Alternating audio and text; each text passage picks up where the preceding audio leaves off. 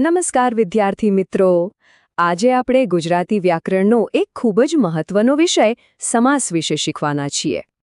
આજના આ વિડીયોમાં નીતાબેન પટેલ દ્વારા સમાસની ખૂબ જ સરળ અને સરસ મજાની સમજૂતી આપવામાં આવી છે.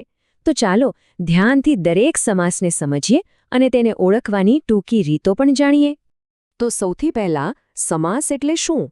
એકદમ સરળ શબ્દોમાં કહીએ તો જ્યારે બે કે તેથી વધુ શબ્દો જોડાઈને એક નવો અર્થપૂર્ણ શબ્દ બનાવે ને ત્યારે એને સમાસ કહેવાય.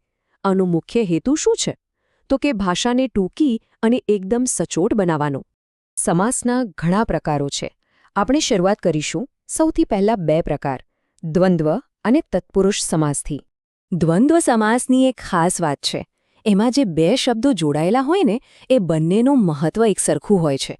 કોઈ ઊંચું નહીં, કોઈ નીચું નહીં. અને જ્યારે આપણે આ શબ્દોને છૂટા પાડીએ ત્યારે વચ્ચે અને અથવા કે જેવા શબ્દો આવે છે.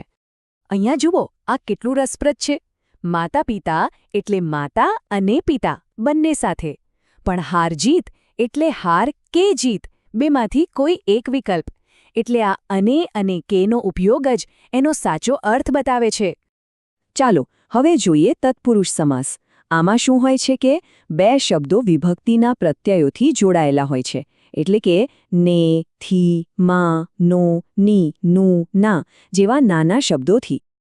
આ પ્રત્યયો ખૂબ મહત્વના છે કારણ કે એ જ આખા શબ્દનો અર્થ નક્કી કરે છે. જેમ કે દેશભક્તિ એટલે દેશની ભક્તિ, કે પછી વનવાસ એટલે વનમાં વાસ. આ નાનકડો પ્રત્યય જ તત્પુરુષ સમાસની સાચી ઓળખ છે. ઓકે, તો હવે આપણે એવા બે પ્રકાર જોવાના છીએ જેમાં શબ્દોની વચ્ચે કંઈક છુપાયેલું હોય છે. ચાલો મધ્યમ પદલોપી સમાસથી શરૂ કરીએ. મધ્યમ પદલોપી, અરે આ તો એના નામ પરથી જ ખબર પડી જાય નહીં? મધ્યમ પદનો લોપ એટલે કે વચ્ચેનું પદ ગાયબ થઈ ગયું હોય. એનો સાચો અર્થ સમજવા માટે આપણે એ ગાયબ થયેલા પદને પાછું લાવવું પડે.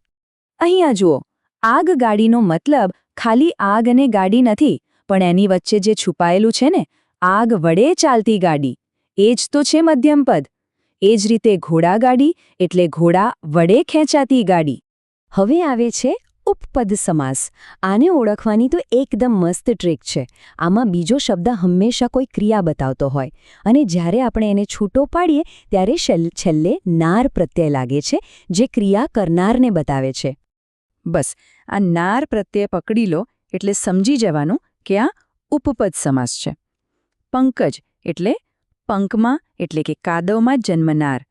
નર્મદા એટલે નર્મ એટલે કે આનંદ આપનાર. એકદમ સહેલું. ચાલો હવે આગળ વધીએ અને વિશેષણ સાથે જોડાયેલા બે ખાસ સમાસ જોઈએ, કર્મધારય અને દ્વિગુ. કર્મધારય સમાસમાં સંબંધ બહુ સીધો છે. એક પદ વિશેષણ હોય અને બીજું પદ નામ હોય. એટલે કે એક શબ્દ બીજા શબ્દની ક્વોલિટી બતાવે છે, એના વિશે કંઈ ખાસ કહે છે. જેમ કે મહાદેવ શબ્દમાં મહાન એ દેવનું વિશેષણ છે. મુખ કમળમાં મુખ કેવું છે? તો કે કમળ જેવું મુખ. આ વિશેષણનો સંબંધ જ કર્મધારય સમાસ બનાવે છે. અને હવે આવે છે દ્વિગુ સમાસ, જે કદાચ બધામાં સૌથી સહેલો છે. એના નામમાં જ એની ઓળખ છે. દ્વિ એટલે બે, એટલે કે સંખ્યા. જ્યારે પણ કોઈ સમાસનો પહેલો શબ્દ કોઈ સંખ્યા હોય અને આખો શબ્દ એક સમૂહ બતાવતો હોય તો સમજી લેવાનું કે એ દ્વિગુ સમાસ છે. બસ આટલું જ યાદ રાખવાનું છે. પહેલો શબ્દ સંખ્યા અને આખો શબ્દ એક ગ્રુપ બતાવે. જેમ કે નવરાત્રિ એટલે 9 રાત્રિઓનો સમૂહ. પંચવટી એટલે 5 વડનો સમૂહ. સિમ્પલ. સારું, તો હવે આપણે આપણા છેલ્લા બે પ્રકાર તરફ જઈએ, બહુવ્રીહી અને અવ્યયી ભાવ સમાસ.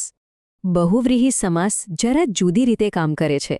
અહીંયા જે શબ્દો છે ને એ કોઈ ત્રીજી જ વ્યક્તિ કે વસ્તુ માટે વપરાય છે, જેનો ઉલ્લેખ શબ્દમાં સીધો નથી હોતો, અને એને છૂટો પાડીએ ત્યારે જે અને તે જેવા સર્વનામનો ઉપયોગ થાય છે.